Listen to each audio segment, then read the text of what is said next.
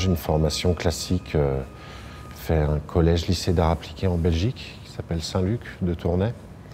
Et ensuite, je suis allé aux Beaux-Arts de Nantes et de Nice à la Villa Arson. Depuis 5 ans, je suis en région parisienne avec le collectif Vendeur où on investit des usines avant qu'elles soient détruites, on les occupe, on les habite et on fait de l'art et de la diffusion et de la production dedans.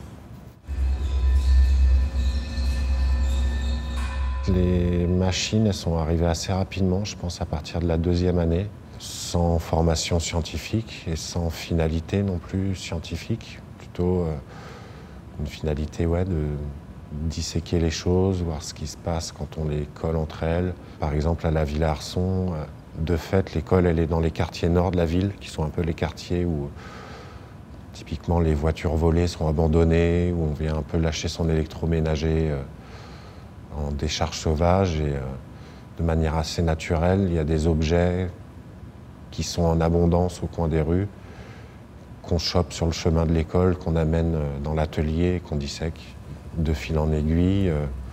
Le côté scientifique est parti de plus en plus vers de la sculpture qui rejouait, qui remettait en scène ces machines comme des corps à ressusciter.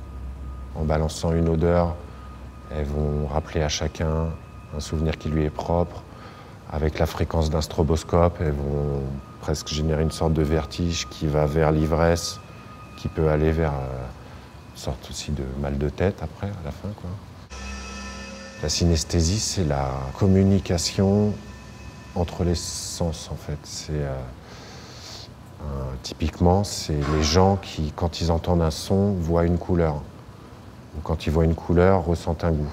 Tout le monde en est doué, y est sensible, mais tout le monde ne le développe pas comme sens. Il y a des gens qui sont plus sensibles que d'autres. Mais on a tous une base commune sur laquelle j'essaye de travailler.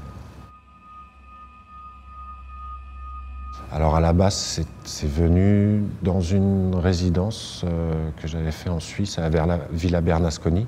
Et à ce moment-là, je menais un peu des expériences sur les propriétés diélectriques, donc qui ne transmet pas l'électricité, de l'eau déminéralisée.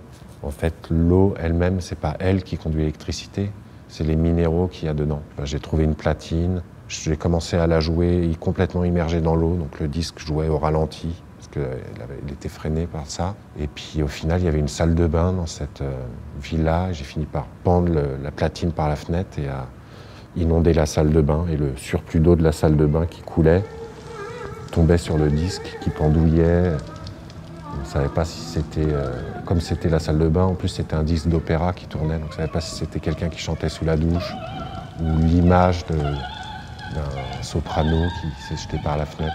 Comme le disque tourne à l'envers et que aussi les fréquences stroboscopiques font que notre œil, avec la persistance rétinienne, des fois a l'impression que l'eau remonte dans le pommeau.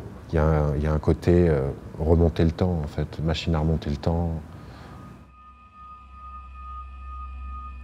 Ça commence souvent par un accident, l'idée, des accidents heureux, quoi, sérendipité.